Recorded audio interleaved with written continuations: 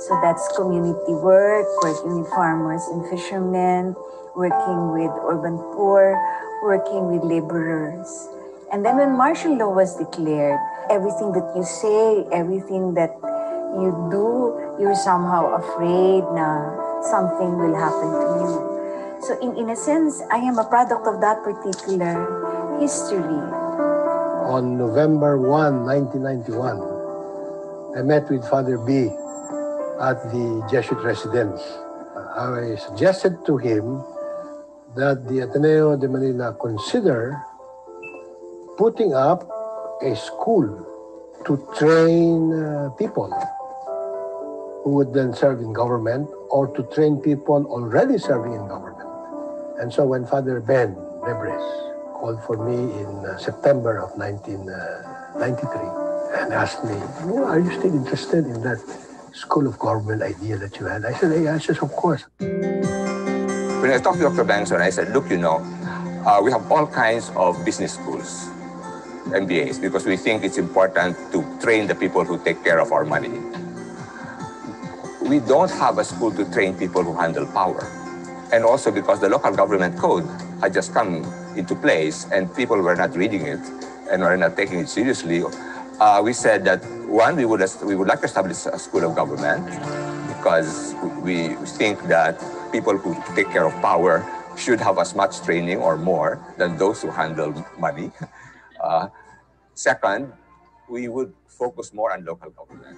Then we did some studies to see what's out there and who's offering what. And then from studies, we began to formulate some programs, which we began to deliver in late 95, beginning 96. We had to work doubly hard. Kasi marami nang nauna kung sa baga. Ano ngayon ang niche ng School of Government? Pero mahirap talaga kasi we had no money. Kasi you're just starting. And then that's when I began toying with the idea, why don't we just put together the School of Government, CCS, and CSP all together? So when the Board of Trustees formalized in a decision, Dean Abad became formally appointed as Dean of the now academic unit called Ateneo School of Government. I don't think there was anyone that was particularly focusing on local governments. That's number one. They were not also engaging the elective officials. In general, they trained the bureaucracy. So we felt that it made sense for us. It would be a particular niche for us. And that's why the shape of the School of Government was to actually deliver on site. One of the things that we realized with the problem of leadership training in the Philippines is that almost all the leadership training is American derived. We are at one end. We are very focused on relationships. The Americans are very focused on the individual and getting things done. You have to be able to find a convergence. And to be able to find a convergence, you have to be discerning. Working with the Jesuits, it was really the education for justice, men and women for others. From the beginning, the Ateneo School of Government was conceived to be a leadership school. We engage the students to be better prepared to build communities and transform our nation, town by town, city by city, province by province. Trying to create really a very good leadership, yun ang ini-inspire ng Ateneo School of Government. We need to have a critical mass of leaders in all fields, but especially in the field of governance. And I think the Ateneo School of Government is number one in that field. In fact, I think the school needs to continue to be challenged and to challenge itself. Because for me, the rule of thumb is when you reach a certain level, you always elevate the bar.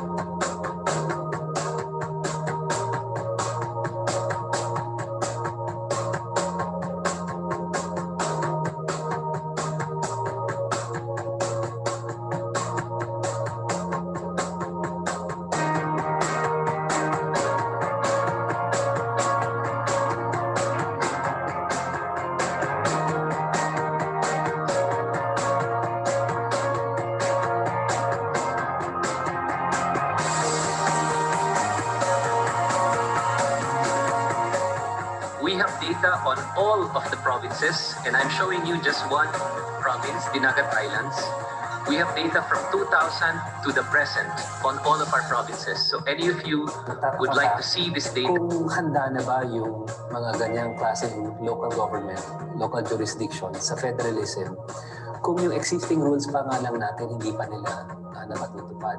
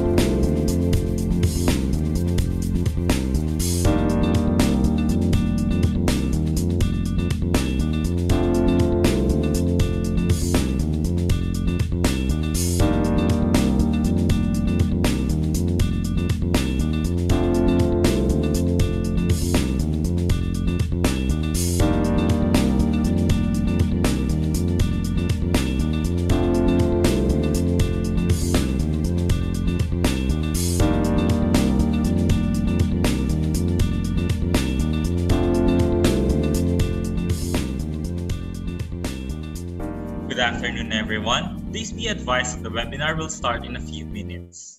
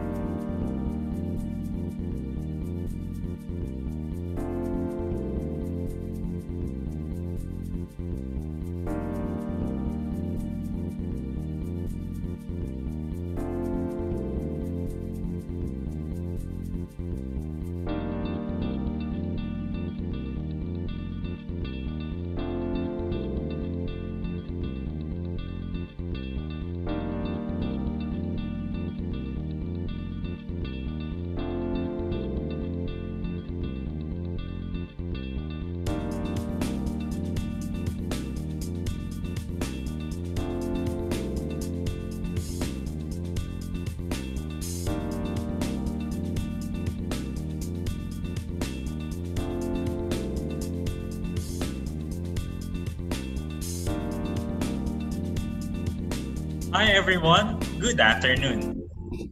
On behalf of the Ateneo de Manila University School of Government and Project Participate, we welcome you to the first leg of Halalan 2.0, holding free, fair, and safe elections in the new normal. Before we start, please be reminded of a few etiquettes to observe during the event. To help keep background noise to a minimum, please make sure you mute your microphone and turn off your video cameras during the presentation and when you are not speaking. If you have any questions, we will be having an open forum after the presentation. Please use the raise your hand button and wait for your turn to be called to ask your query. Upon acknowledgement, begin by introducing your name and organization before asking. For others who are not comfortable asking their questions publicly, you may send a direct private message to the organizers, Mr. Dexter Yang and or Mr. Jazz Malonda, and they will be the one to raise the question to the speakers. Lastly, feel free to use the chat box to share your thoughts or opinions on the matter being discussed. Please be advised to observe courtesy and respect in the conversation. Bullying of any kind is not allowed, and disrespectful comments will not be tolerated. Any violation after first warning will merit an automatic eviction from the webinar. Self-promotion, spam, and irrelevant links are also not allowed. As we begin our webinar, we are proud to introduce our guest host and moderator for our session today. She has a master's degree in public administration, major in public policy from the University of the Philippines, Diliman. A political journalist with a decade's worth of experience, she has covered the past 3 elections and serves as both news and Senate correspondent for CNN Philippines. Ladies and gentlemen, let us all welcome Ms. Joyce Ilas. Good afternoon, everyone. I am Joyce Ilas, and to all our guests and audience from the Philippines and abroad, and on behalf of the Ateneo School of Government, we welcome you to the first leg of Halalan 2.0, holding free, fair, and safe elections in the new normal. Now, this is the first in a series of webinars that will tackle how various countries have managed to conduct their elections amid the COVID-19 pandemic. For countries like the Philippines that are preparing for the national elections in 2022, it will be critical to start preparations in earnest in order to protect democratic processes. Now, the Halalan 2.0 webinar series aims to gather insights from election experts and discuss international best practices of conducting elections amid the COVID-19 pandemic. Knowledge gathered from these webinar sessions, together with research, shall be used to produce a manual that will recommend measures and policies to ensure the conduct of safe 2022 Philippine elections. Now, we are still more than a year away from the elections, but just 8 months from the filing of the certificates of candidacy, and just a year away from the start of the campaign period. But I'm sure as early as now, many of you can already feel some aspiring candidates making their presence felt in any way they can, even if they deny it. So yes, the election season is upon us, and we have got to start preparing. So to formally begin our webinar, may we call on the Deputy Chief of Party of Project Participate, Ms. Lorraine Dorotan, to give us her opening remarks. Let us all give her a virtual round of applause. Thank you so much, Joyce. And good afternoon to everyone. It is a great pleasure to see you all here today. On behalf of the Ateneo School of Government and Project Participate, I would like to welcome all of you to the first leg of our Halalan 2.0, holding free, fair, and safe elections in the new normal webinar series. This event is the first of the series to gather insights from election experts and discuss international best practices of conducting elections under COVID-19. For this afternoon, our focus will be on elections under COVID-19, the Indonesia Experience. Today, we are honored to have Dr. Hasyim Asy'ari, Dr. Djayadi Hanan, and Ms. Titi Anggraini.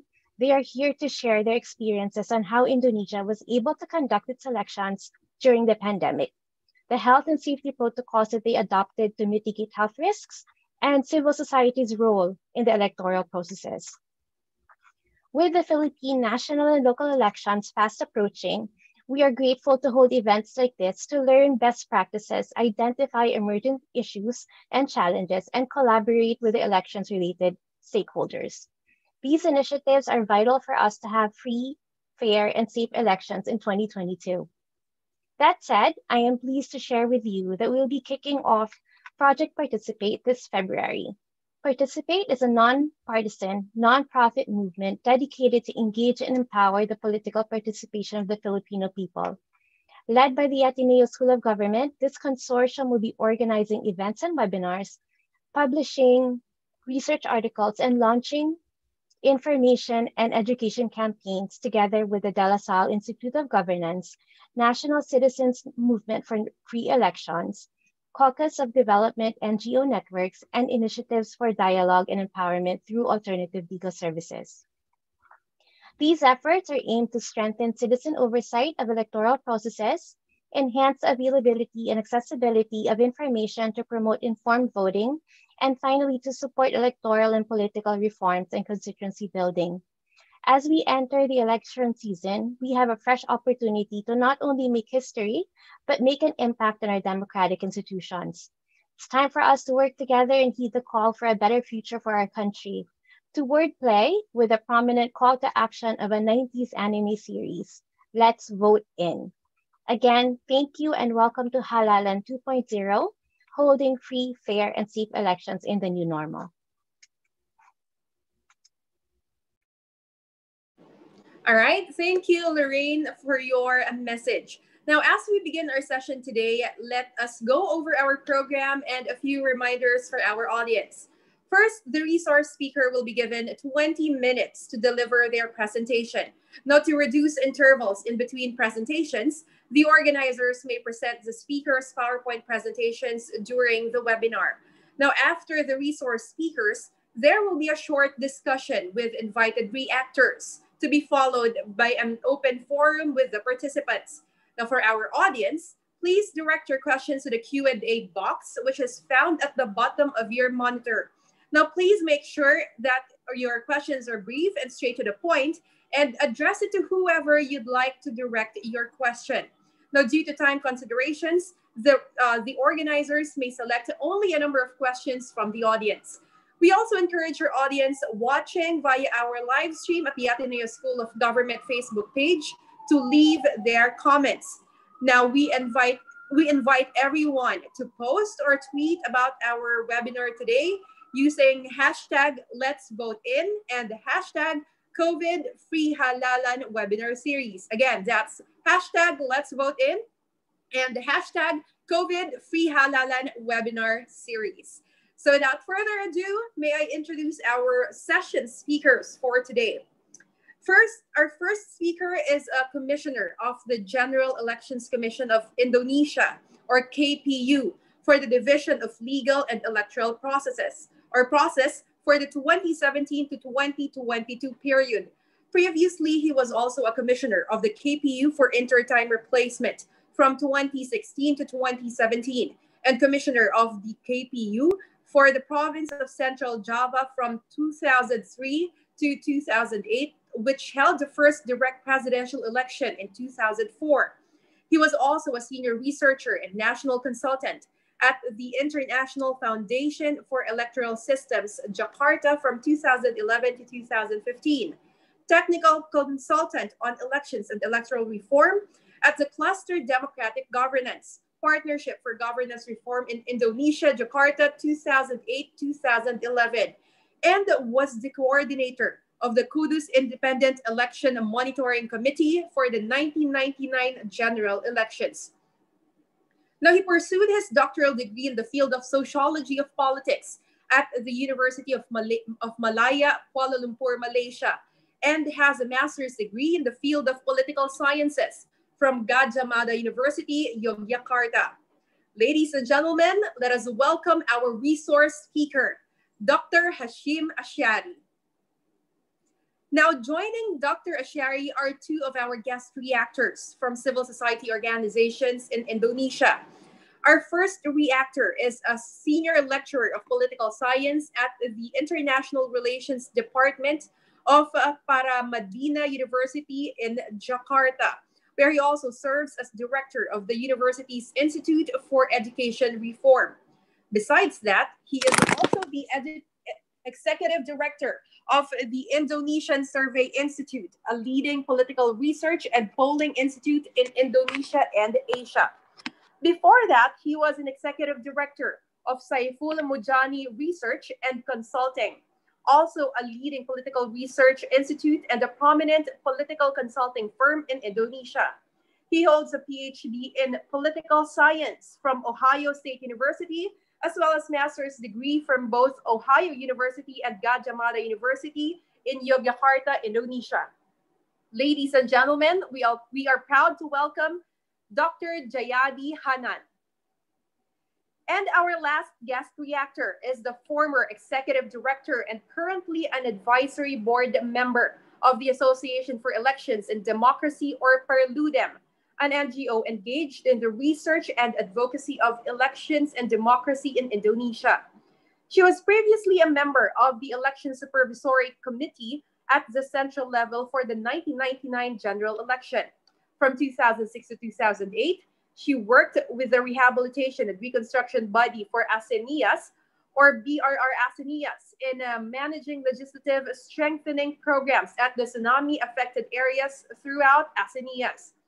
She holds a Master's of Law from the Faculty of Law, University of Indonesia, majoring in Constitutional Law. In 2017, she was recognized as a Democracy Ambassador by the International IDEA for her work in promoting free, fair, and democratic elections. Ladies and gentlemen, please welcome Ms. Titi Anggraini. Okay, now that we've introduced our speaker lineup today, let us now proceed to the presentation of our resource speaker, Dr. Asy'ari, to be followed by a discussion with our guest reactors, Dr. Hanan and Ms. Anggraini. So again, let us welcome Dr. Hasyim Asy'ari.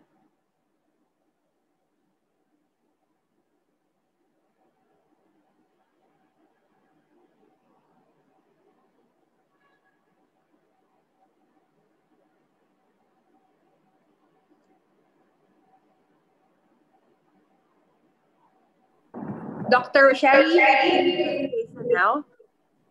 Hello. Yes, go ahead, sir. We can see you. We can see you. Okay. Good afternoon, everybody. It's for the Dean of School of Government, and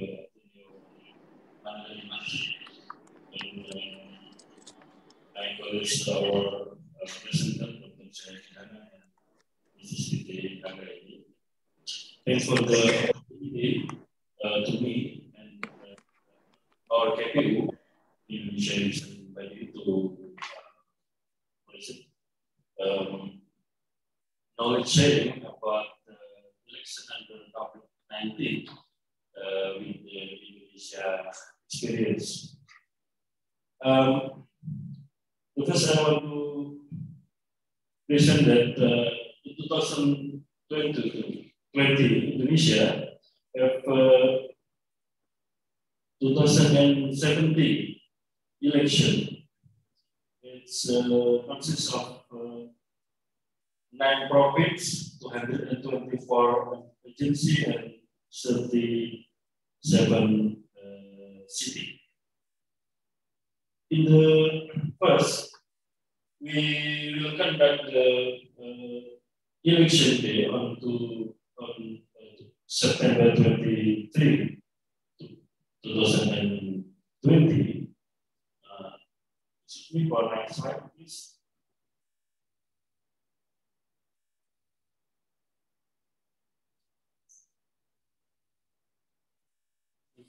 Yes.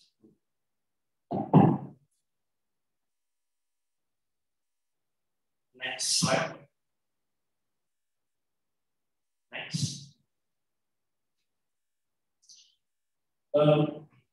Yes. Ideally, we will conduct the voting publicity on September 23, 20, but by the what is it?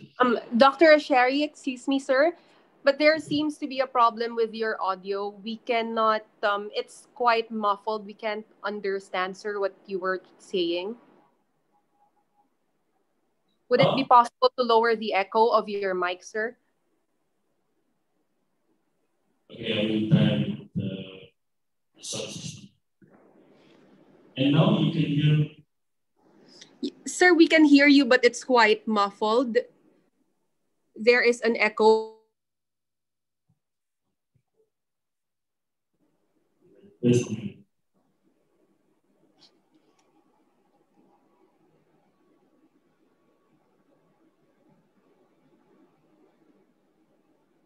How about now?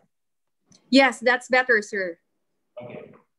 Okay, you may proceed, sir. Thank you very much. In conduct a local election to elect the local head of government in Indonesia called wali kota and bupati. Then, because of the COVID pandemic, we decided the schedule of voting day from September 23rd to December 9. And firstly, the government make what is it?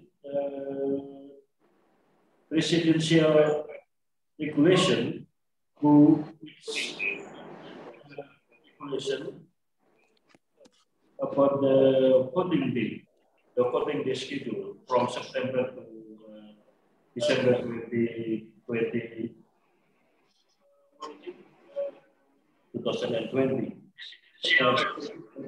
Published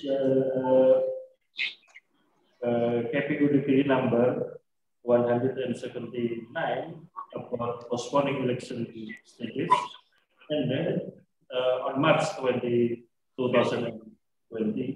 and then KPU make a hearing with the government. And then election on March 2020. And then for next slide. About the election management body, we have two kind of institution. The first is a permanent body, and then ad hoc body. We have 9,069 person on election permanent body, and we have 370,000 person in the ad hoc election management body. So totally we are with 3,300,079 and 69%. Next, for the candidacy,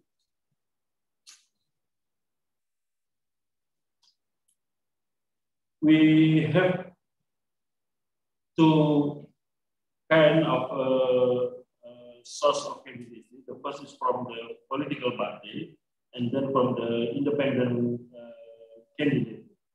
For the government election, next slide. For the government election, we have in the 9th region, we have 25 candidates from political party. For the region election, we have 60 candidates from the independent party, independent candidate, and then 564 from the political party. For the mayor, we have 9 candidates came from independent candidate, and 92 from political party candidate. Next, because of the COVID reason,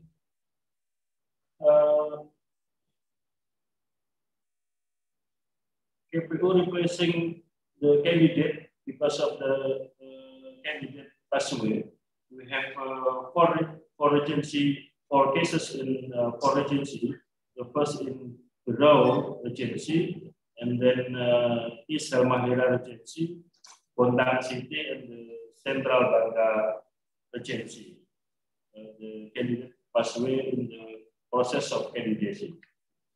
And then next for the campaign activity, we have KPU regulation number 13 in the article 57. We have many methods for the campaign. The first, limited gathering, and the second, dialogue and meeting, and then public debate, and ads feature in print, electronic, social, or online media, and public disseminating of campaign material and other activities. Next, now in this election under COVID-19, we make the change of the rule in the campaign activity. The first, the campaign must held indoors, and the second must priorities to conduct via social media or online media whenever possible. And the third, in the event where the use of social online media is not possible, the event must only include a maximum amount of 50% and must strictly adhere to the health standard and safety protocol relevant with COVID-19. So we changed the procedure or protocol to campaign activity in this 2020 election. Next, on the slide, campaign monitoring report. We have 27 public debate and 1,293 social media, 49 online, 13,974 campaign with health protocol, and limited gathering method for the campaign, 5,967, and meeting forum or dialogues about 6,171 meeting. Dissemination of campaign material 467, and installation of campaign display on 38 report. And for social media data update report for the campaign activity, there are 738 registered candidates and 686 registered candidates who reported their social media, and 6,472 social media account registered by the candidate. 427 social media account registered by gubernatorial candidates, 6,045 social media account registered by mayor or region candidates. Next. Next. Next. Next. Next slide. Next.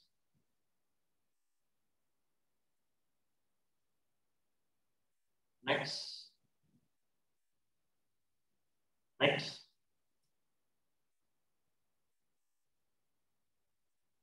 Next.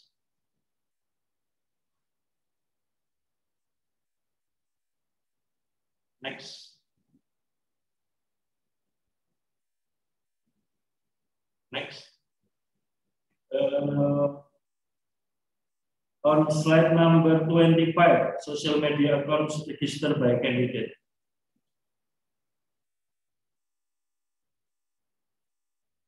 Yes. Next.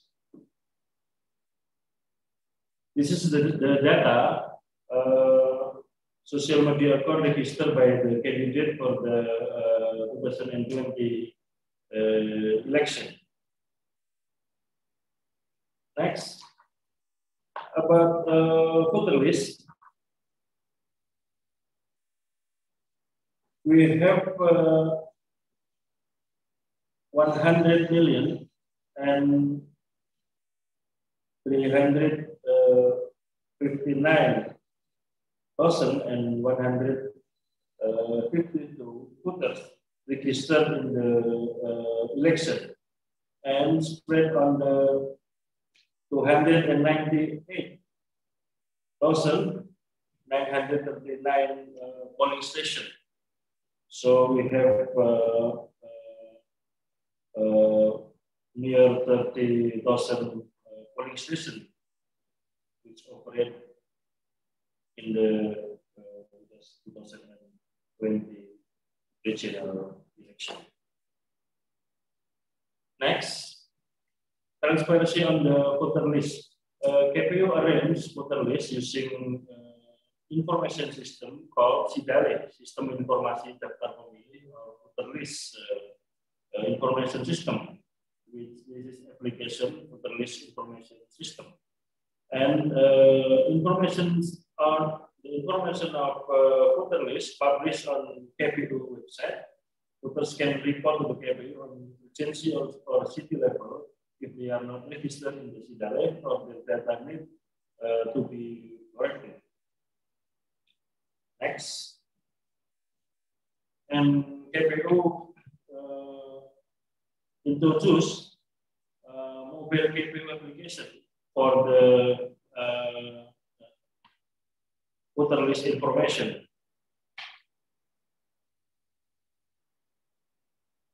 And next, for the issue on budgeting and logistics. For the local election in Indonesia, funded by the local government, and totally there are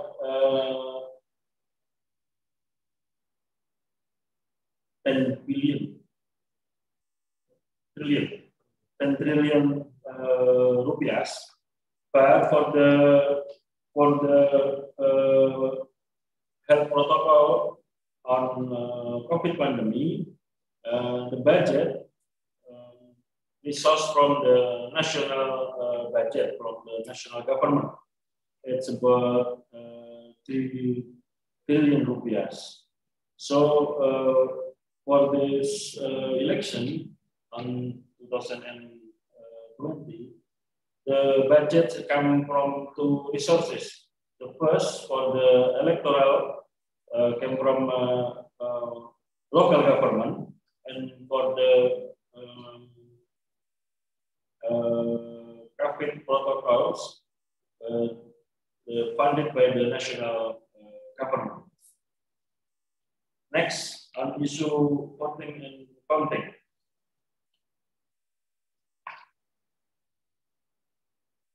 Next.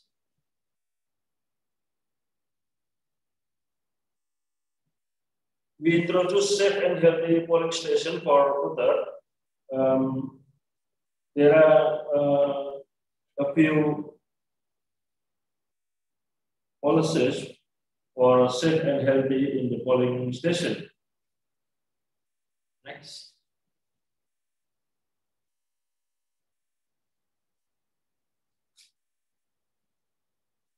Next.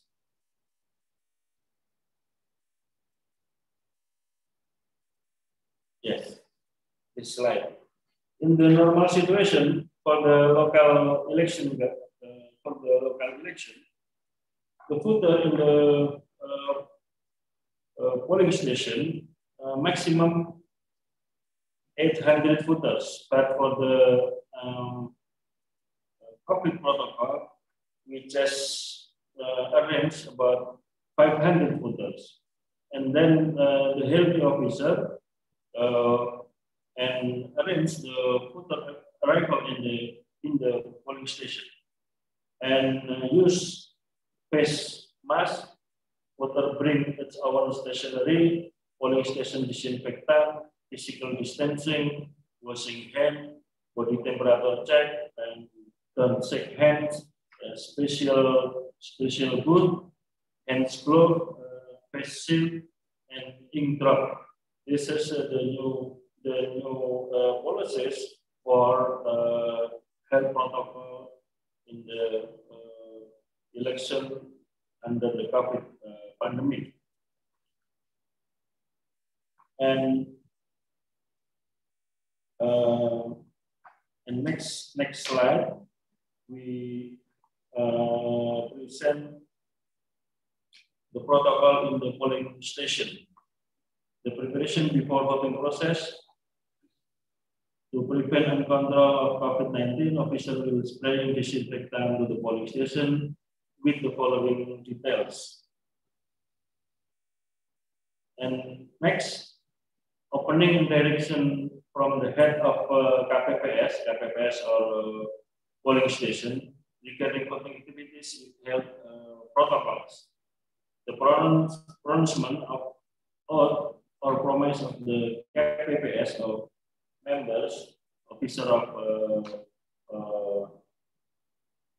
polling station, and the public of the official, opening voter equipment, the description of the procedure of voting, and explaining regarding the health protocol that must be obeyed in the TPS or polling station area by the polling station official, witness, and TPS supervisor and voters, such as always use a mask that cover the nose to the chin when in the TPS area. Always keep the distance, wash the hand before entering the TPS, do not make physical contact of any kind. TPS always use gloves when on duty. Polling station guard, the post officer check the body temperature of KPPS, witness, polling station supervisor, and voters before entering the TPS area. Head of KPS explained that if there are voters who have body temperature of 37.3 Celsius or more, the voters are directed to use their voting right and the special food that have been provided accompanied by other people who are trusted by the voter or assisted by KPPS. Voters who have finished exercising their voting right are advised to immediately leave the TPS area and not crowd in the TPS area. Next, voting process. Voter will outside the TPS by paying attention to safe distance about 1 meter. Polling station guard ask voter to wash their hand and wear mask. Polling station guard check voter body temperature. And then next slide. Voter must fill in the attendance list that has been provided. Then the KPPS number 5 officer gave glove to the voters. Voters submit from say notification and ID card or letter of statement to KPPS number 4. Voters wear glove and wait their turn to be called on the seat that have been provided while maintaining distance. That's the voting process. Next slide. Head of KPS called the voters to take up the ballot. Then voters check the condition of the ballot before heading to the ballot booth. Voter exercise their voting right, voting, with the voting tools provided by nails, by punching one time in the column containing the serial number, candidate photo, or name of the candidate paper. Voters put the ballot papers into the box according to the type of election carried by the KPPS number 6. Next slide, voting process number 4. Voters open the globe, then throw the globe into the trash provided near the table of KPPS number 7, and then KPPS number 7 dip ink with a drop tool into one of the voter's fingers who had exercised their voting rights, and then polling station guard at the TPS notifies voter to wash their hand in the place provided. Next, if there are voters who have a body temperature of 35.3 Celsius degrees or more, this shall be done with the following condition. The voter are directed to special food. The voter field in the attendance is provided by the KPPS. Voter receive ballot papers and disposable cloth from KPPS. Voters give their voting right accompanied by other people who are trusted by the voter or assisted by a member of the KPPS or who fill out a statement form, the assistant voters. Voting is conducted at the voting booth, which still ensure that voting takes place in accordance with statutory provision. And after voting, voters are given to a mark in the form or ink in one of the voter's fingers as evidence that the voter concerned have given their voting right and to give voters in the voting. Next, handling specific cases. A voter arrives without a mask. A voter who arrives without a mask or cover that covers the nose and shall be provided with one of the polling station card. A witness or supervisor has category more than 37.3. They will not be allowed to enter the polling station to witness or supervise the voting process and shall be asked to find replacement whose body time is below the maximum threshold. Next, periodic disinfectant procedure. Disinfectant shall be sprayed onto areas and surface in the polling station when it empty. And next slide. Impatient voter those are in self-quarantine or COVID-19 positive. In our regulation, based on the data obtained by the Regional Apparatus Managing Health Affairs and on the COVID handling task force in the local region, those voters may vote in polling station that is near to a hospital under the following provision. The KIMSI or city KPU assisted by the PPK, the officer in the district level or kecamatan level, and or the PPS, the village election officer, coordinates with the hospital and the COVID-19 handling task force to collect the data of this voter 1 day prior to the election day.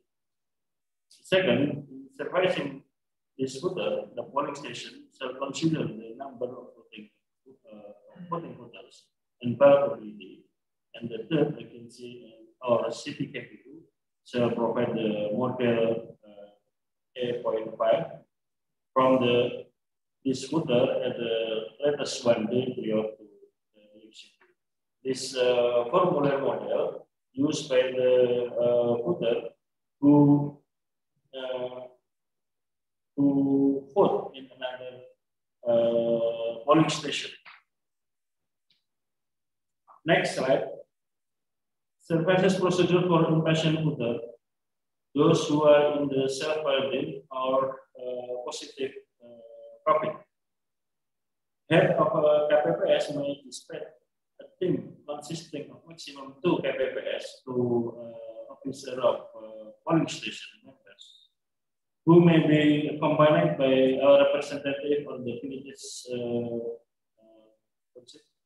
election supervisor, polling station supervisor, and or with party witness to bring voting equipment to these voters in the hospital.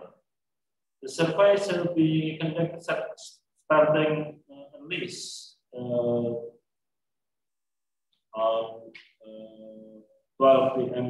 local time and will finish. And the KPPS members shall not count the voters who vote using this method and receive the model formula model A5 from the voter. The KPPS member will assist the voter to cast their vote. This way shall guarantee the secrecy of the vote's content. And in the case where there are no voters not included in the data on the voter list, the voter may be allowed to cast their vote as long as there are available ballot. Next slide. Provision in service in patient voter which are self-quarantine or COVID-19 positive. To cast vote in polling station next to a hospital shall be conducted by coordinating with the hospital and the COVID-19 handling task force of the region. KPF to visit the hospitalized voters wear full body protection gear, applying the full extent of health standard and safety protocol to prevent the spread of COVID-19. The next activity, vote counting process in the polling station. Head of KPPS or polling station officer, assisted by KPPS number 2, open the sealed ballot box. Head of KPPS, assisted by KPPS number 2, pulls out the submitted ballot and spirit them to spirit stack. Head of KPPS, assisted by KPPS number 2, announce and noted the number of stacked ballot. Next slide. KPPS number 1, the number of ballot in the ballot box with number of attendants in the model formula model C attendance list. And KPPS number 3 and number 4 fills out voter data, voter right, disability data, and ballot use. Next slide. Vote counting process. KPPS number 2 open the ballot paper one by one, convey it to the head of KPPS. Next slide. Still in the vote counting process. Head of KPPS examining the points marked on the ballot paper and determining the validity of the ballot and showing them to the witness, polling station supervisor, member of KPPS, observer, voter or community present. Announce it in a clear, audible voice. Next slide. KPPS number 3 and number 4 write what is it? The voting expression into the formula of series KBK in accordance to election result using tally. Every column pick 5 voter after the KPPS should say valid or not valid. Then next slide. Vote counting process. KPPS number 5 pull the announced ballot, valid or not valid, and stack them spiritually. KPPS number 6 and number 7 spirits and group and bands the spirited ballot using the rubber band provided. One stack consists of 25 ballots and announce the total amount of valid votes received by each election consistent and total amount contestant and total amount of invalid vote in the polling station. Vote counting process number 7, next slide. KPPS number 3, number 4, fill out the data of valid and invalid vote into the plenary size model, result KWK. Head of KPPS, KPPS member, and the witness who are present all sign the plenary size result form for every type of election. Next slide. The head of KPPS, assisted by KPPS member, writes the original version voting and vote counting official report using model series KWK in the A4 size, and then a copy, both signed by the head of KPPS and all KPPS member and attending witness. Next step, recapitulation. In the local election on 2020, KPU used recapitulation information system, or we call Sirekap. The photo next, the photo image from say hasil KWK by smartphone, which has been installed Sirekap application, and next photo is the result of Sirekap conversion. Next slide. The photo of image of form C hasil KWK by smartphone with installed Sirekap. Next slide. We have two types of Sirekap. The first Sirekap mobile for the KPPS or polling station official, and the second Sirekap web is for the official in kecamatan on district level, and the KPU in regency or city level, and provincial KPU.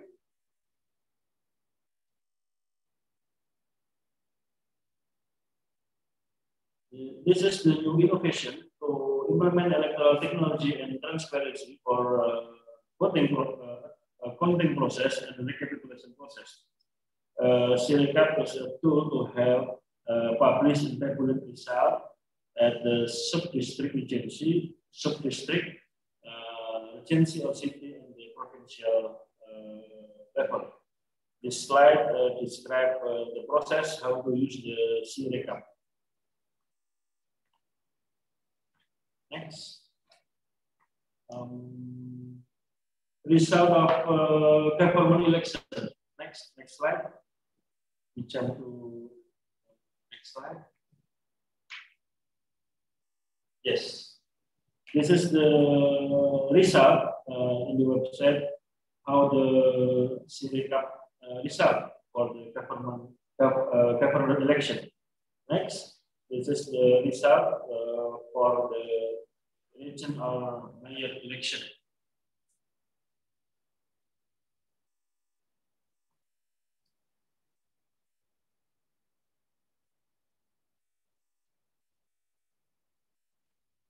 Okay, next. Look at accident. In the health of local election 2020, electoral organizers who have accident, the first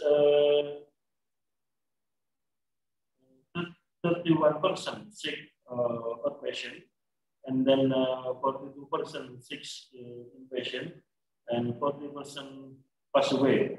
This data update until February 15, 2021. In the district level or sub-district level kecamatan, there are 30%, and in the villages level, 34%, and in the police station to 27%, and our voter updating officer 11%. It's range who have experienced accident 18 under 30 years 11%, then 31 under 50 years 10% and more than 51 years or percent.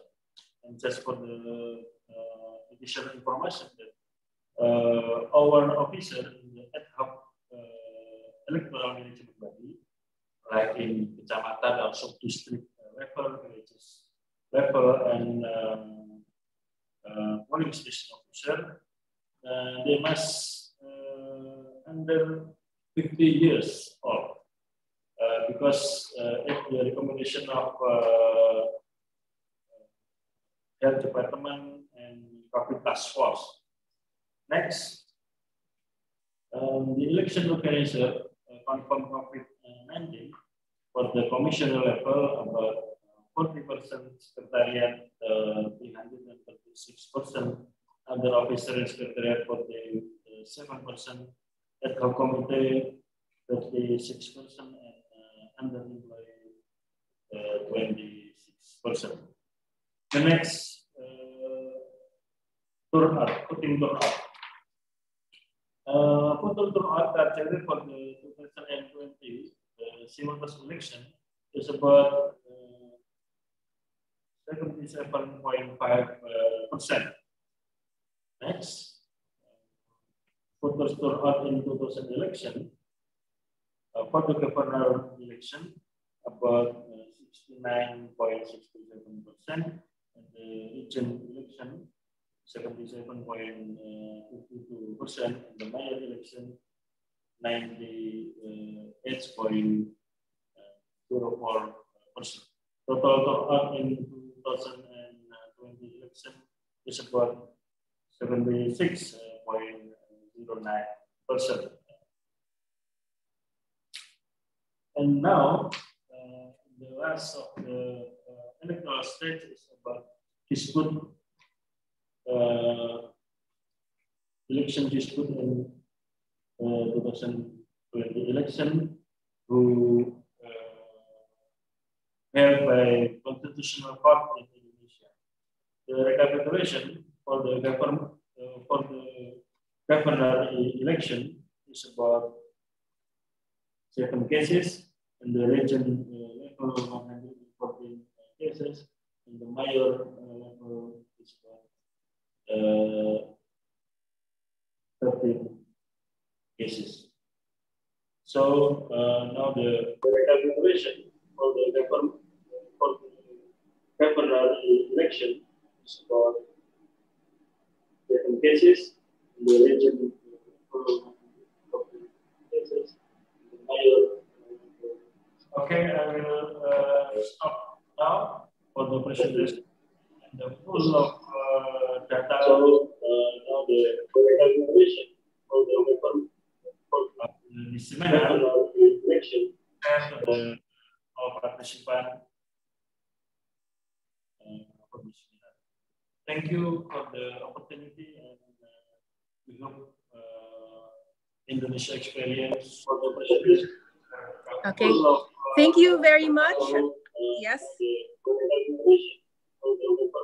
Okay.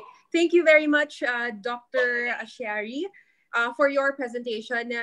And at this point, we will turn the floor over to Dr. Hanan, to be followed by Ms. Anggraini, to share their perspectives as members of the academe and civil society in conducting safe and healthy elections. So let us begin with Dr. Hanan. Sir?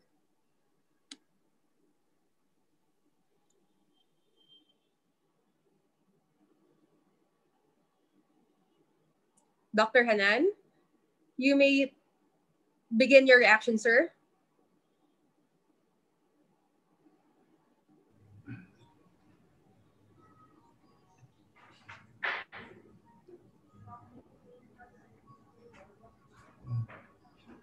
Do we have Dr. Hanan? If he's not ready yet, I think I am here. Okay. Yes, sir. Can you hear me clearly?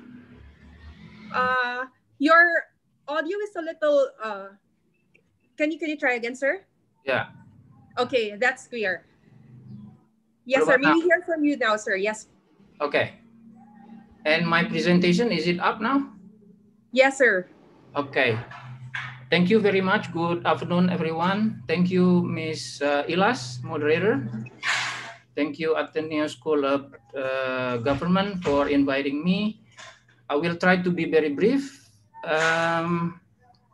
My focus is on the role of, together with Ms. Titi and Anggraini, I guess, on looking out the role of civil society organizations, academe, and pollsters, and other types of publics in Indonesian local elections of 2020. I think my main highlight will be that one of the biggest role that was played by the non-government actors in this election is to put a strong pressure and demand for two things.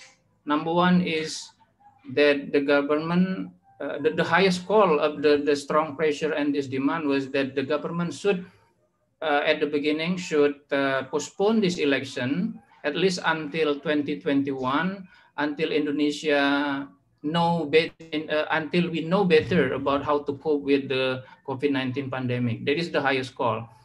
Otherwise, the public put a strong demand and pressure that the government should provide all of the necessary and strict measures to make sure that the election is conducted not only freely and fairly, but also safely related to COVID-19 pandemic. I think in general, that role was played very well by Indonesian civil society organizations, academe, researchers, media, and so on and so forth. Let me start with this to re-emphasize what Dr. Asy'ari has mentioned, that the local elections of 2020 in Indonesia involving 270 election of heads of local executive consisting of 9 governors, 37 mayors, and 224 head of districts. And it involved more than 100 million voters. This number is more than half of Indonesian eligible voters in general. And actually, it was originally scheduled to be held on September 23rd, 2020. So because of the pandemic and the sheer number and the size of this election, then 2020 election was a very controversial issue among the public. As I have mentioned before in the introduction, that public, particularly civil society organization, election activists, academe, researchers, and so on and so forth, suggested that the government should postpone the event to at least 2021 until Indonesia understands better on how to cope with this pandemic. While others, particularly the government, tried to stick with the plan. So the controversy was around that issue. Here are a lot of concerns among the public, but I would like to highlight I think 4 main concerns of the public related to the plan of the government to conduct this election in 2020 during the pandemic. Number one is that the possibility of having very low level of participation or voter turnout. And the reason is clear, because voters were afraid of attending the polling stations because they are afraid of the possible COVID-19 infections. Number two, the concerns of the public was that the potential explosion of the so-called money politics, in Indonesia it is called money politics, which in this regard specifically means vote buying. So vote buying or money politics has been considered widespread enough in Indonesian elections during these many years. But because of the economic hardship, that the possibility of this phenomenon to be exploded was high, because people are economically suffering. They want cash, they want money, they want assistance, and so on and so forth. And it is it is a very fertile ground for the issue of money politics to be occurred even more. And number three, the main concern of the public was that the pandemic, as you in this election, as has also mentioned by Dr. Asy'ari, the elections involve 270 locals, nine provinces, 224 districts, and 37 municipalities. About 70% of the incumbents in those areas were running again in this election. Because of the pandemic, then two things happen. Number one is that the limitations of people movement. People cannot move around, and that limited the movement of the candidates of the during the campaign or before the campaign of the election. But at the same time, the incumbent who is running the current government has the even more possibility to reach out to the people because of the pandemic program, like providing the social assistance program, cash transfer program, and so on and so forth. That politically potential to create an uneven level of competition among the participants, among the candidates in the elections. Those are the concern number three. And the biggest concern, of course, is the possibility of the event to be the so-called super spreaders of COVID-19 pandemic. Then what then the civil society, academia, and others do to voice those concerns? At least two things I could highlight. Number one is that together, these activists, the civil society organizations, academia, and so on and so forth, they try to, along the way, from the very beginning all the way to the end of the election, they always brought up this issue of public concern to the public and to the government attention. Some of what they did was that, number one is presented the relevant data to the government that doing this election during this pandemic was very risky if the government did not take a necessary and stricter measure to along with the plan to do the election. For instance, my organization, Indonesian Survey Institute, between July and August, conducted surveys in many areas that were planning to conduct this election, and we found that between 15% to 46% of the voters were reluctant to turn out to go to the polling station because of being afraid of COVID-19 in infections. So the data also shows that majority of the public were actually more concerned with economic hardship. So the political event like election was not their main concern at the time. And the public were also more concerned with the high severity of the COVID-19 cases. And therefore, majority of the public actually demanded that the election should be postponed. Here are some of the data that I have mentioned. You can see here from August to October, what we found in LSI data, that the majority, more than 70% of the public saw that COVID-19 problems is really, really severe. So it needed to be tackled first, not the election. This is the message. So there is a strong message from the public to the government of the risk of doing the election during this pandemic. And also public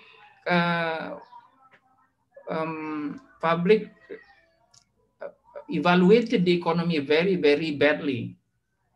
In October 2020, for instance, 62% of the public evaluated the economy is in 62% of the public said that economy is in a very bad condition. Only 8.2% of the public said that the economy is good. So, Dr. Hanan, may we ask you to wrap up, please? Your time is up. oh, okay. Let me wrap up. Yeah. So, yes, sir. The second one that the public did, the academic and civil society organization did, was voicing the public demand. And as a result, I think that the government did postpone the election, although only for 3 months, from September 23 to December 2020.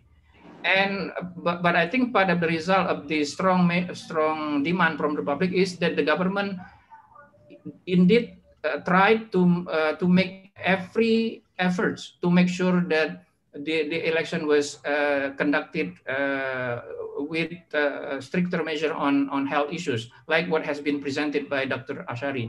And as a result, also the voters turnout was high. But in terms of COVID-19 super spreader, we are not sure whether or not it was actually prevented during this election, because right after the election of December 2020, starting from December 20, the COVID-19 cases in Indonesia has been rising very, very highly until today.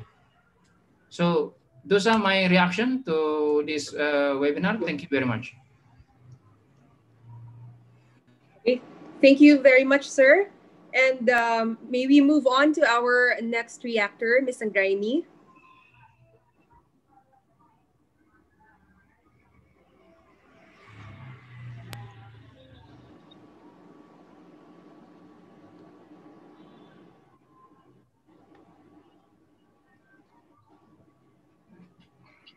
Can you see my presentation, Ms. Joyce? Yes, we can. You may now proceed, ma'am. Okay, thank you. Good afternoon, everyone. First of all, I would like to thank Ateneo, Government of School, and also Project Participate Philippines for giving me the opportunity to present my opinion on free, fair, and safe election amidst COVID-19 pandemic and Indonesian experiences. My name is Titi Anggraini. I'm advisory board member of Yayasan Perludem, a national-based NGO in Indonesia. Many points of my presentation already delivered by Mr. Hasyim Asy'ari and also Dr. Hanan. So I will skip some of them, but I will start my presentation with an overview from Indonesian regional heads and vice heads election in 2020. First, that the consequence of holding election during the COVID-19 pandemic situation, so all electoral processes, procedures, and mechanisms on electoral management and electoral justice must comply with health protocols. Therefore, the election organizers or EMBs or KPU in Indonesia or Comelec in Philippines urgently needs the support of a robust election legal framework. And then election were very risky, complex, complicated, and expensive. That's the impact of conducting election amidst COVID-19 pandemic. Voters, candidates, and election organizers were encouraged to reduce direct interaction and preferably to use digital media and social media in their interaction. But the more massive use of digital media and social media must also be followed by the anticipation of the spread of hoaxes and black campaigns. In addition, not also to forget that campaign spending on social media must be better regulated. And then voters have more limitation in interacting with candidates and have more difficulty in accessing information related to candidates' programs. Therefore, EMBs must provide many instruments and mediums for voters to access electoral information. The existence of many government programs in dealing with the COVID-19 pandemic, as mentioned earlier by Dr. Hanan, made incumbents has more electoral incentives than its challenger. It's from Indonesian Experiences. And last but not least, election observers and civil society organizations have more limited space to participate and monitor elections. And the 2020 regional heads and vice heads election in Indonesia, or what we call it Pilkada 2020, the Pilkada 2020 was held amidst the high number of COVID cases in Indonesia. So it raised public aspiration to postpone the Pilkada to mid-2021. With various consideration and arguments, then the government, House of Representatives or DPR at the national level, and Election Commission or KPU decided to continue holding Pilkada in December 2020 after being delayed for 3 months. Because there were so many concerns about the safety on elections, so I can say that the 2020 Pilkada is a credibility bet for the Joko Widodo administration, so that the government tried its best to disseminate information on health protocols in the voting and counting process. That's why there were countless media commercials informing health protocols in the 2020 Pilkada. And here are some main characteristics of Pilkada 2020, regional heads and vice heads election.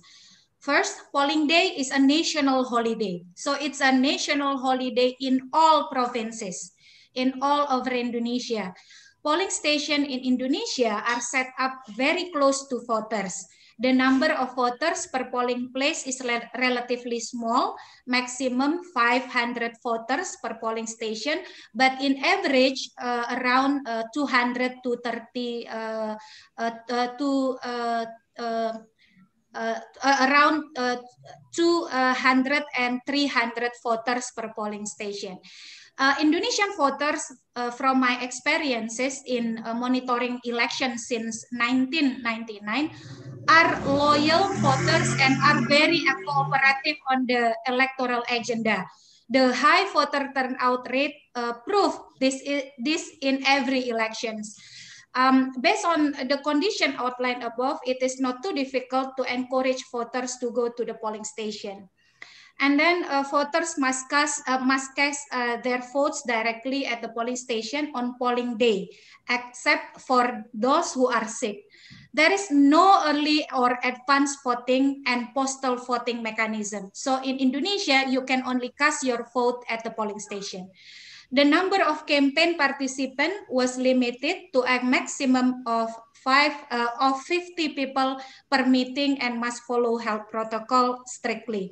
And last one, voting and counting were carried out manually, not like in your country, you are using electronic counting machine. In Indonesia, all the process conducted manually. There's electronic vote tabulation technology, what we call it Sirekap, as explained by Mr. Asy'ari earlier, but only as an additional instrument for transparency of election results. So all the tabulation process conducted manually.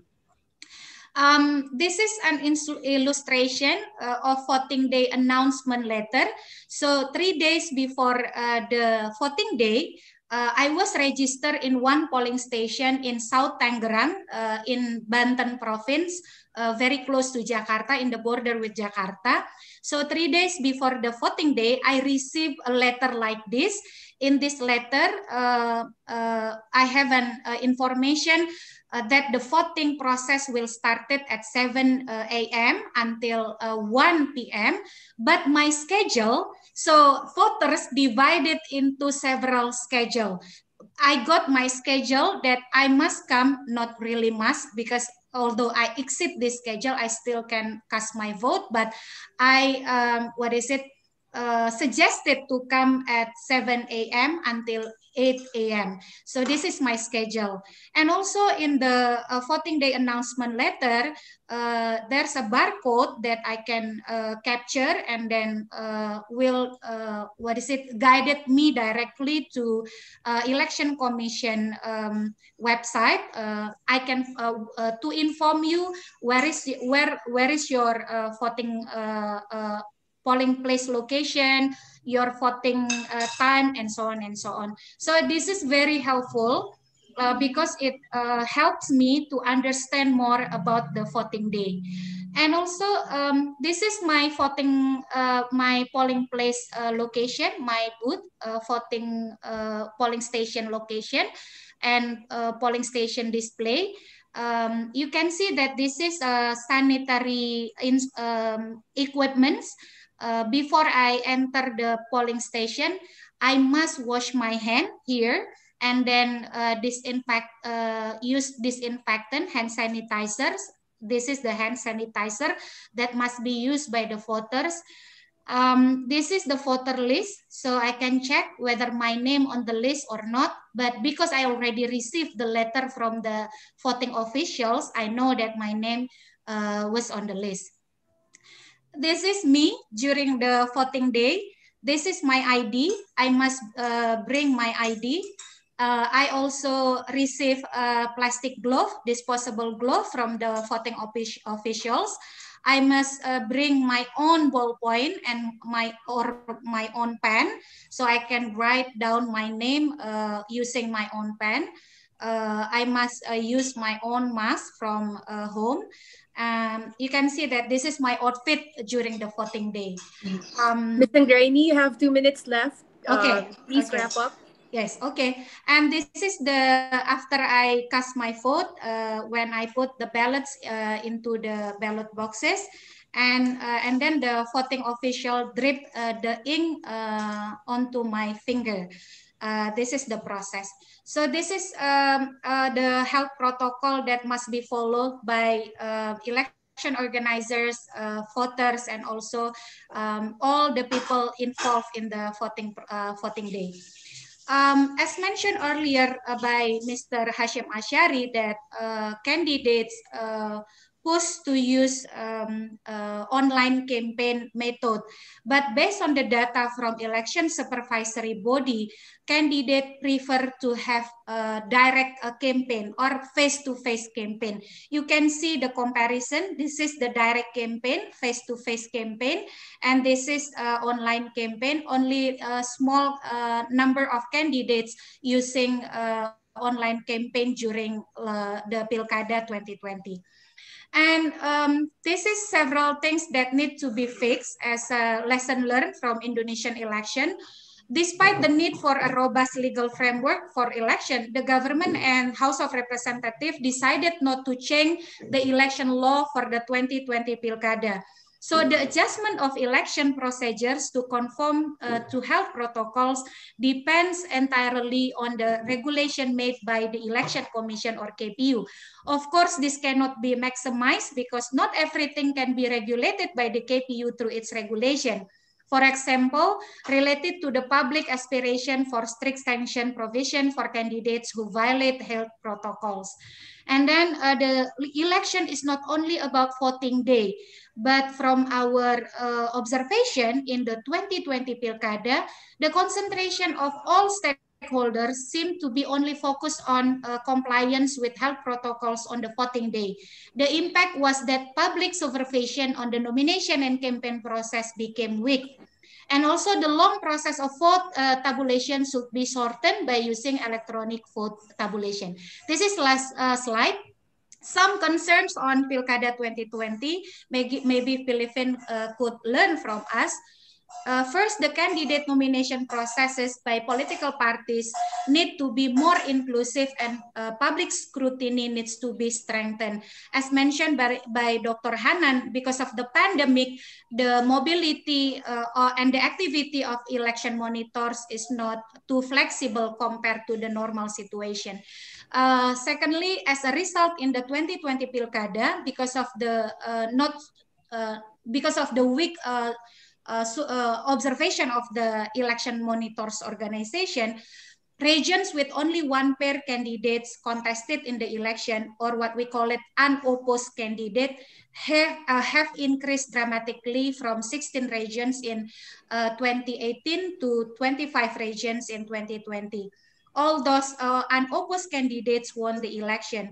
It is an anomaly for Indonesian politics with its multi-party system and vast number of voters. And lastly, election amidst the COVID-19 pandemic are very risky and should not be carried out carelessly because the stakes are the safety of human life. COVID-19 infected at least 70 candidates, 40 KPU commissioners, and more than 100 KPU staff at all levels. 7 candidates died while the election stage took place, and 4 elected candidates died before their inauguration.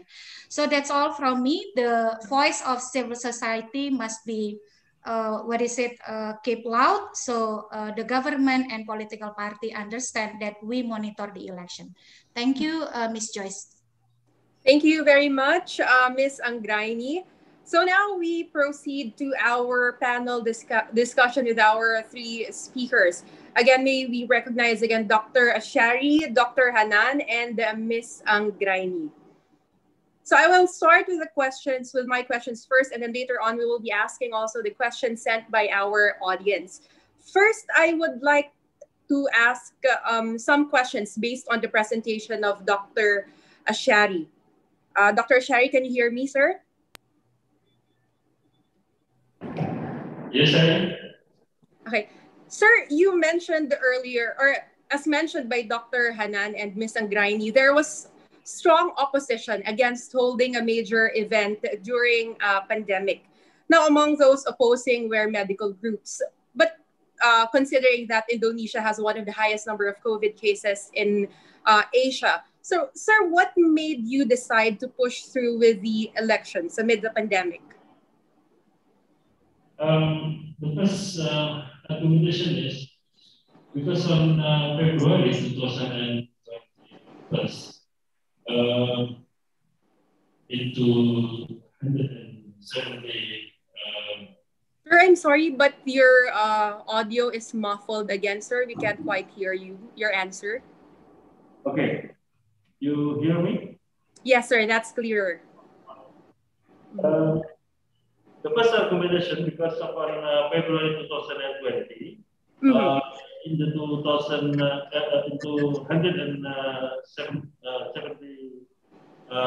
areas, the head of local government has finished their period. So, if we not to make a decision when the voting is, so we will have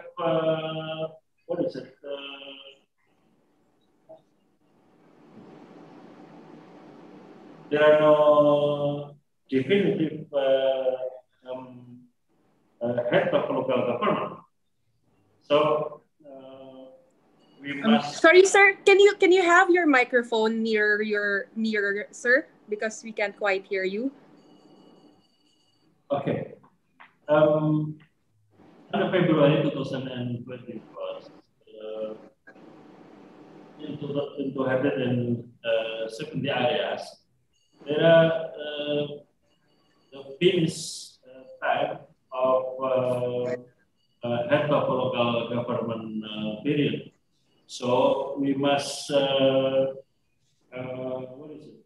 make a decision when the voting days, if not on September 2020, and we have a election on December 2020. Before we have 3 options. The first, I think the hard option, December 2020, and the second opinion on March 2021, and the third option on September 2021. But under discussion with the government and House of Representatives, we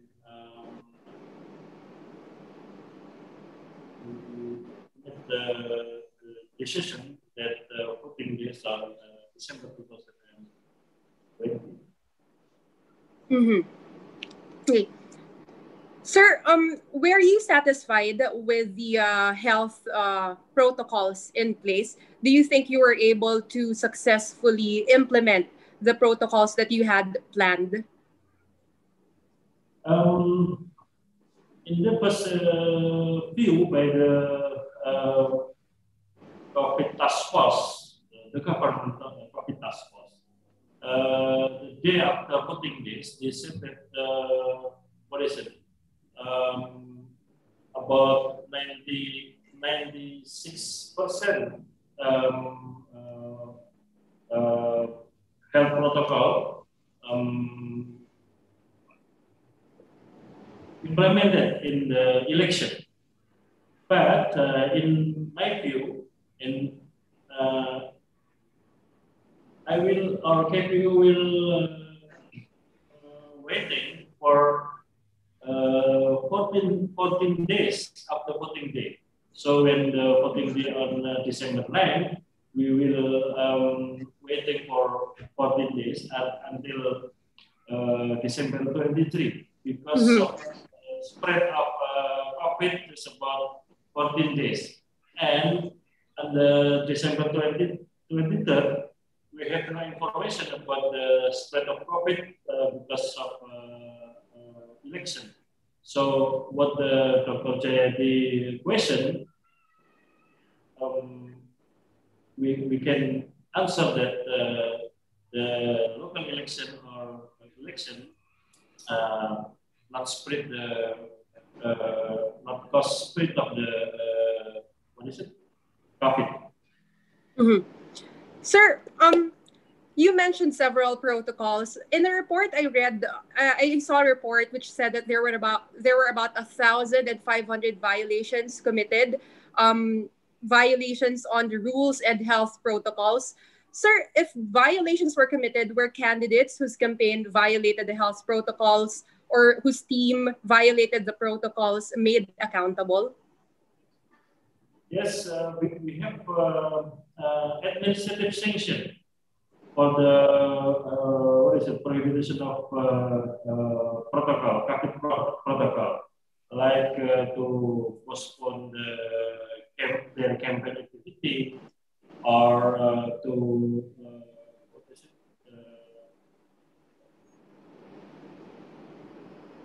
to limit the campaign activity. We in our KPU regulation, we make administrative sanction about the prohibition of COVID protocol. Okay, thank you, sir. I would like to ask our reactors now, Dr. Hanan and Ms. Anggraini. Yeah. Dr. Hanan, you mentioned that the government made strong efforts to ensure the safety of people. Were you satisfied with the health protocols in place and how they were implemented? We conducted post-election survey on my polling organizations.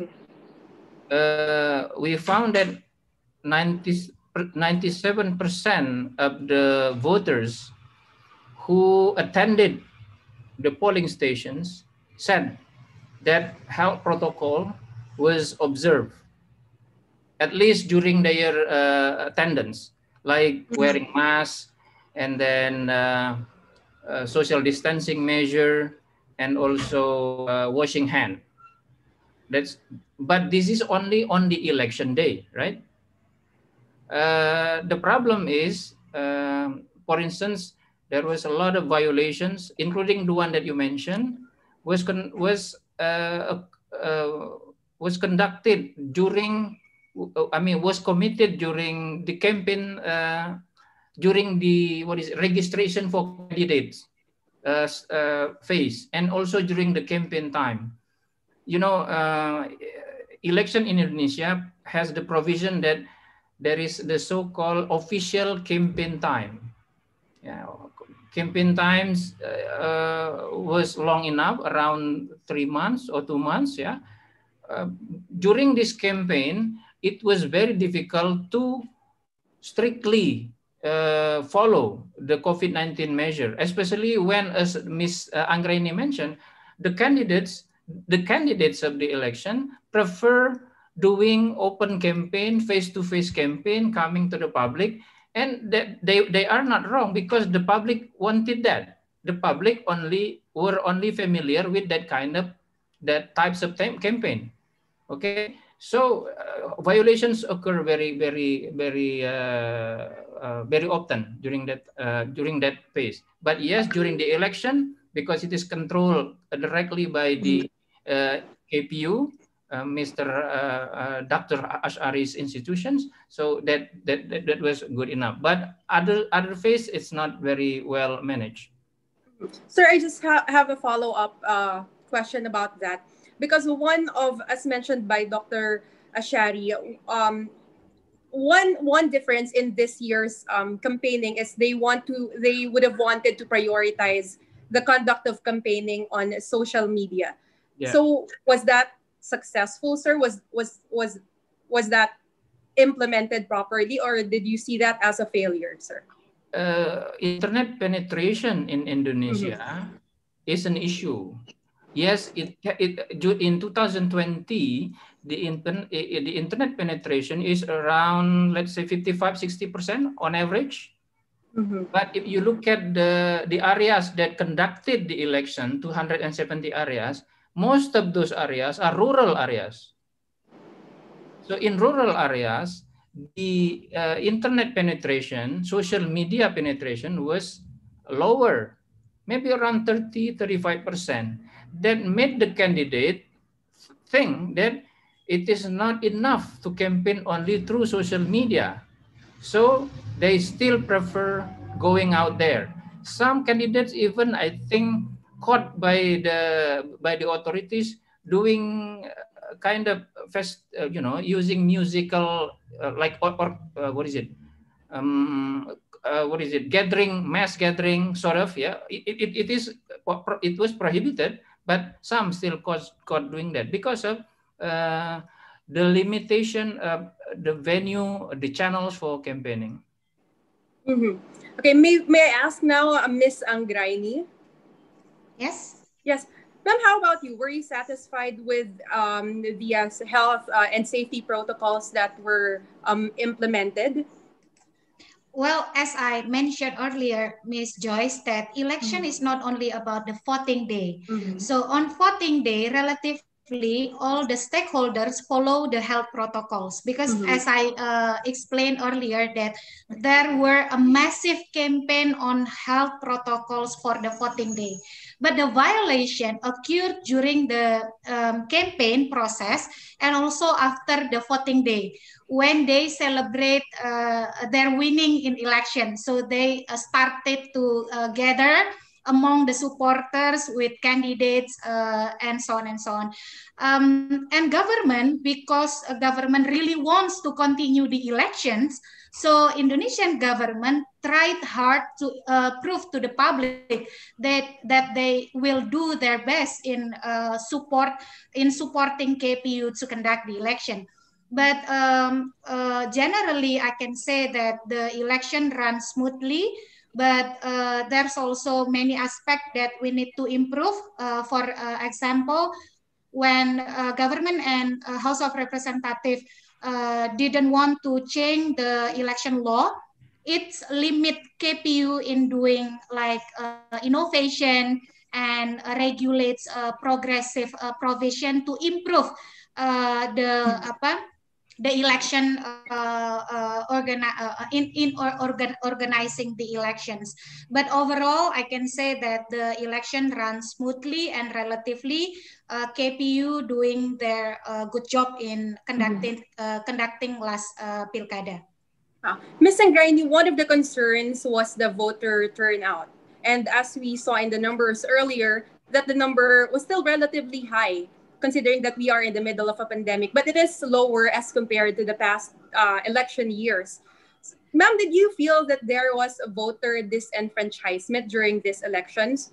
Were some voters deprived of their right to join these democratic processes? And insofar as candidates are concerned, did you feel that some candidates or some of those who aspired to run were deprived of the chance to do so because of this pandemic? Yeah, well, some of the voters, I mean, some of the activists publicly, stated that they don't want to join the voting day because of the safety reason. But as I mentioned in my presentation, that the characteristic of Indonesian voters, they're so loyal and cooperative on electoral agenda. So that's why, for instance, in 2019 election, the voter turnout 81%, and in last Pilkada 2020, the voter turnout 76. You have to consider that the pandemic in Indonesia occurred since March 2020. So the election, since it's conducted in a holiday, treated by the public as like a momentum to go out from the house and then seeing each other. Yeah, so it's like recreation day for them to meet each other. Yeah, although we must follow strict regulation on health protocols. Some of the, but so far, Miss Joyce, there's no like complaints from the candidates that they cannot participate and nominated as candidate because of the pandemics. The political parties also really wants to have the election in 2020. So I think there's no cases about the limitation of the candidates to compete in election. All right, one last question on my end before we proceed with the open forum. I would like to go back to Dr. Hanan. Sir? Yep. You mentioned earlier about vote buying or money politics. Do you have data if there was an increase in vote buying during elections under the pandemic, or did more people sell their votes? No. It still occurs. It is still widespread, but the level of it is not high in terms of the level. It is not higher than before. It isn't higher than 2018 or 2017 local elections, or it is not even higher than Indonesian presidential election 2019. That was the post-election survey data that we have. We conducted it between 10 to 14 December 2020, which is one day after the election. Yes, it was widespread, but it's not to the extent that much higher than before. Probably because, I don't know, this is just speculation, yeah? Well, during the pandemic, you don't have enough money when candidates also needs to save their money, maybe, yeah, and not enough money to be spread out. But I think one of the concern that also we had before was that there will be abuse of the program for pandemic, like a social assistance program, you know, to assist the poor, the needy in general.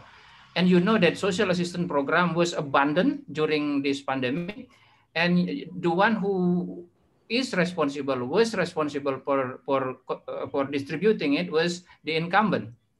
Yeah, we are still trying to figure out whether or not this social assistance program was part of the reason why a lot of incumbents during this 2020 election was becoming the winner of the election. Okay. Thank you very much for that, sir. May we let us now proceed to our open forum. Do we have anyone from our audience who would like to ask a question?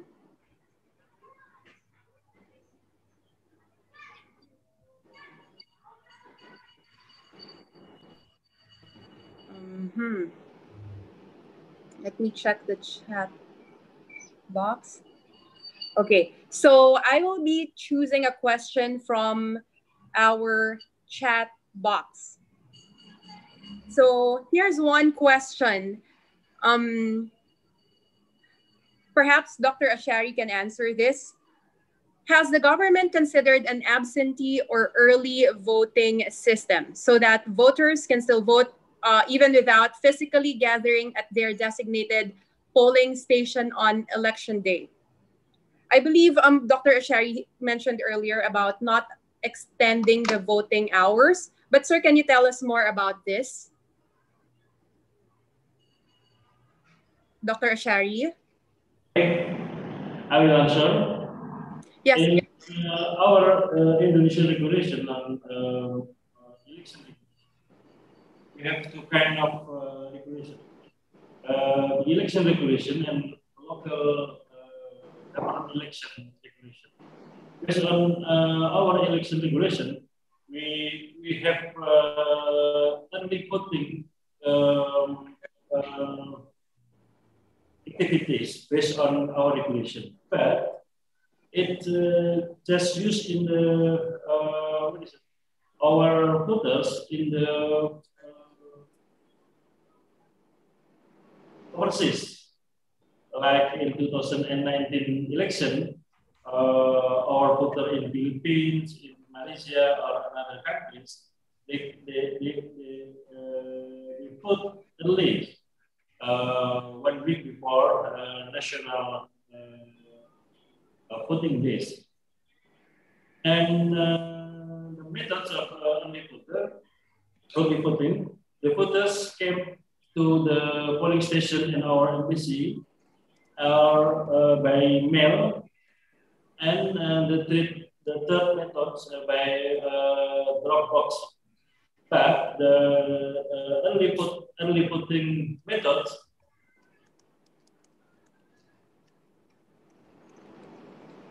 not allowed in our local government or in our Pilkada 2020.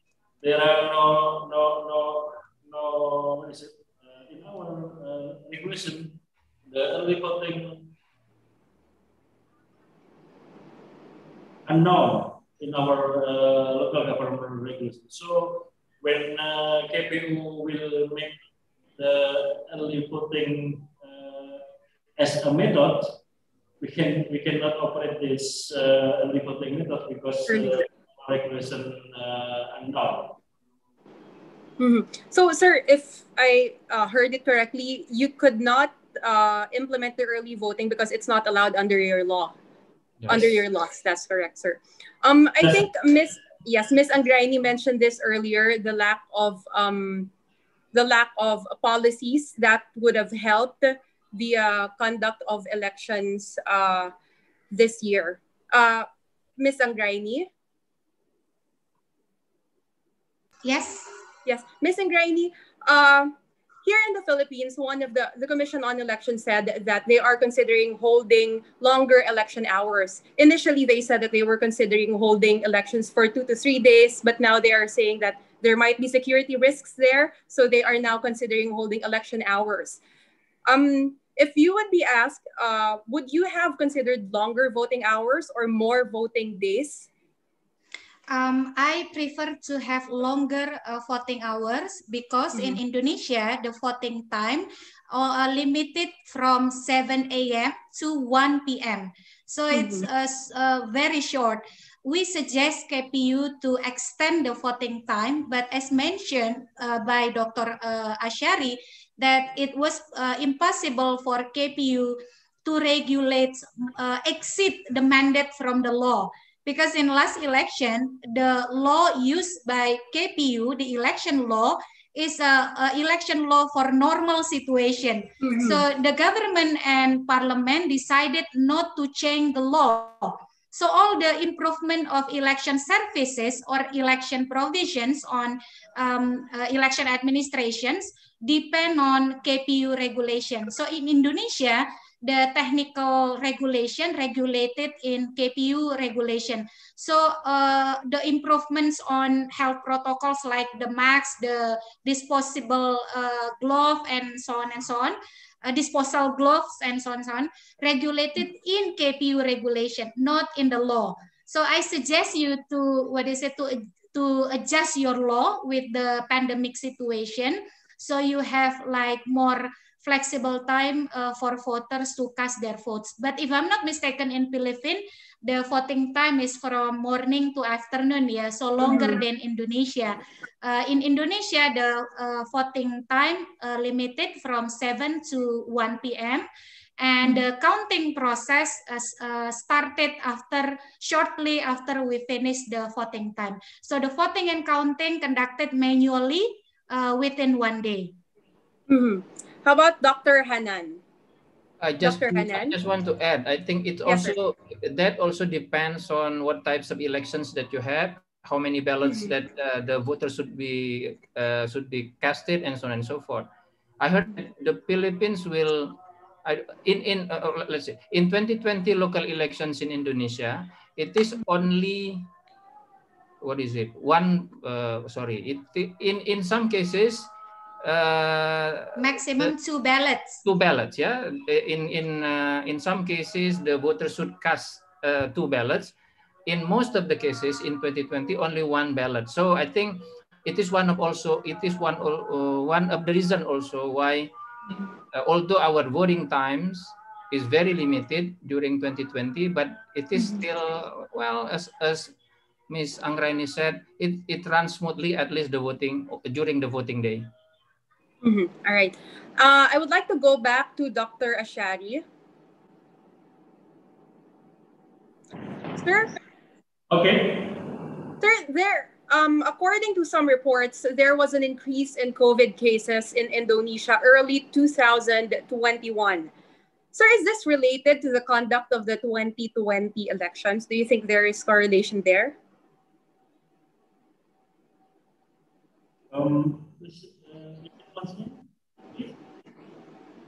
Sorry, sir, we can't hear you. Repeat once again, please. Sir, yes, according to reports, there was an increase in COVID cases in Indonesia early this year. Sir, do you think this is related to the conduct of elections just a month before that, December 2020? I think, and I'm sure that not related with our election, because you know that like my presentation, that we conduct the election day on December 9, 2020, and 4 days after, the incubation period of the COVID virus on December 23rd, yeah, we have not report on our voters or our officer in the polling station that spread by the COVID-19 virus. So I believe that the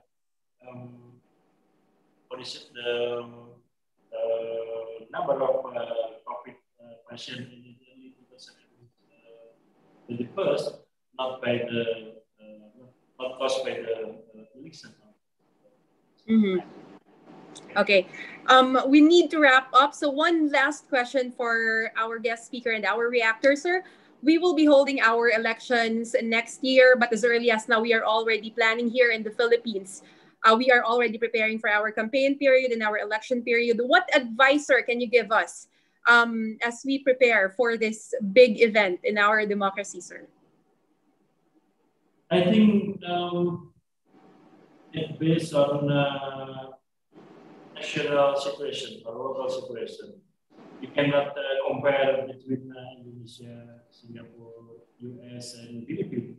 But I think the Philippines government or Philippines election management body or the Philippines people know how to do to have the election for this year or the next year. But knowledge sharing with another country like Indonesia, Singapore, or US election, I think is important for the Philippines. All right, thank you, sir. To Dr. Hanan and Ms. Anggraini. Dr. Hanan first. Sir, what is your biggest lesson or takeaway from this experience? Perhaps the best lesson that we in the Philippines can also learn from, sir. Well, if you really focusing on all of your effort to make sure that the health protocol is strictly observed, that will still save election in terms of democracy, like participation and so on and so forth. So I think make sure that you follow the health protocol, but also make sure that the public understand that doing that health protocol is for them to feel safe to come to the polling station. So you have to save democracy and also make sure that the safety of the public is also observed. Do you think the government, sir, made the right decision to push through with the elections during this pandemic? If they make every effort, if the government makes every effort to make sure that the election is safe in terms of the COVID protocol, I think they can do that. Okay, thank you, sir. And lastly, Ms. Anggraini. Yeah, yes, ma'am. Yeah. Thank you, Ms. Joyce. I think the success of election also depends on the success in handling COVID-19. If government really can handle the COVID, I'm sure that they also can handle the election smoothly. But also, what the EMDs need is a robust election law. So the government and parliament must provide them with a good and clear election law as a basis to conduct election, and also budget support. If you want the election run smoothly, it's impossible if you reduce or decrease the budget of the election management bodies. I think that's one of my suggestion to Philippine elections. Yeah. Okay, thank you very much, ma'am. Again, thank you very much to Dr. Asy'ari, Dr. Hanan, and to Ms. Anggraini. And that ends our discussion with our guest speakers. If you have further questions, you may send in your questions via email at participate.asog@ateneo.edu. Now, to wrap up our event, may we call on the Secretary General of the National Citizens Movement for Free Elections, or NAMFREL, Mr. Eric Alvia, to give his closing remarks. Thank you very much. Thank you very much, Dr. Asy'ari and Dr. Hanan and Ms. Anggraini for a very insightful discussion on the local elections in Indonesia. First of all, I'd like to congratulate KPU for pulling off a very successful elections, no? Despite all of the concerns with regards to running an elections during a pandemic condition. Likewise, I'd also like to thank the civil society groups and also researchers, no, in Indonesia for making sure that this happens. No? As we all know, no, and as we've seen from the discussions, that a whole community approach is very important to make sure that we have to balance upholding the rights of every citizen to exercise his right to suffrage, but yet we do not have to sacrifice the health and safety of each individual. I think Indonesia was able to show the world and the region that it is possible, even despite all of the concerns and, of course, frayed nerves, no, in the preparation. There is no magic bullet to the preparations for the elections. Practical solutions are there. I think diligence, prudence, and hard work and foresight is very important and a key factor in making sure that the elections, no, last December was run properly. Again, let me congratulate the Indonesian people for pulling it off and making successful elections. And we also wish that we would learn from our fellow neighbors, our fellow Indonesians. We have 1.5 years left. And what you showed earlier in the discussion was like a prescription, was like a checklist on what to do and what not to do, no? As we prepare also for our own national and local elections. Thank you very much and good day. Yes, thank you very much, Mr. Alvia. And I agree, it was like seeing the future, because we can really relate to their experience. And thanks again, Mr. Alvia, and to all our speakers here You're today. welcome. So may we invite all our speakers for a quick photo opportunity before we end today's session. I think we are going to do that virtually. Yes. Okay, at the count of 3. Okay. May I request everyone to turn on their cameras so you can join the photo opportunity. Okay, are we ready? Yeah. All right. At the count of 3, guys. Ready? 1, 2, 3. One more. Hold on.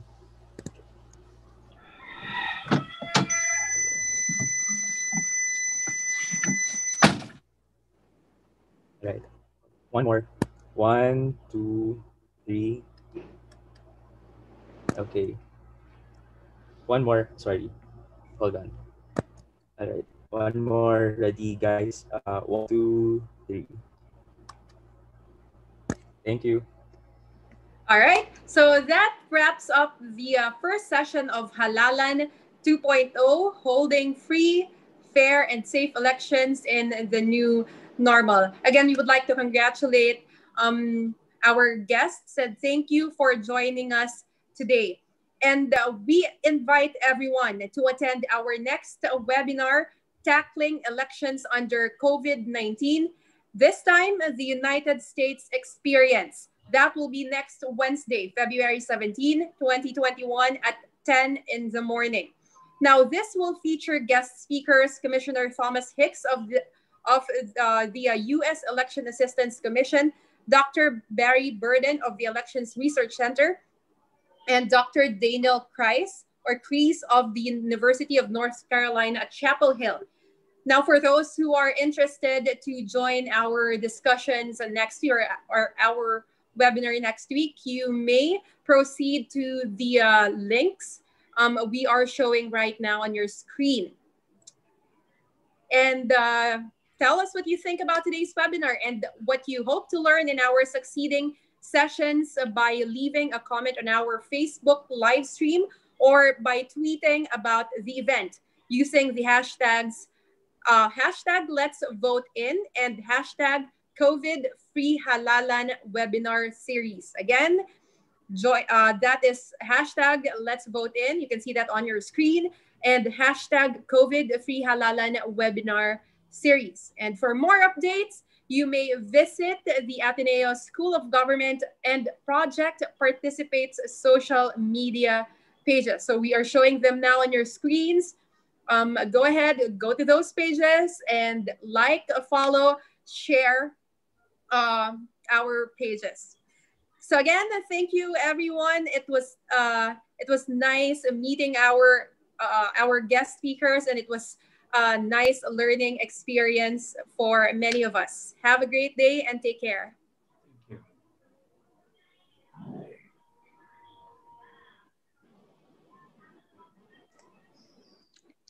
Thank you, everyone. Thank you, Joyce. Thank you, Ms. Anggraini. Bye-bye. Yeah. Take care, ma'am. Terima kasih. Yeah, terima Thank you. kasih. Terima kasih, Mr. Ethan. Bye-bye. Okay. Thank you, Dr. Sherry and Dr. Hanan. Okay. Thank you also to our guests, to our audience.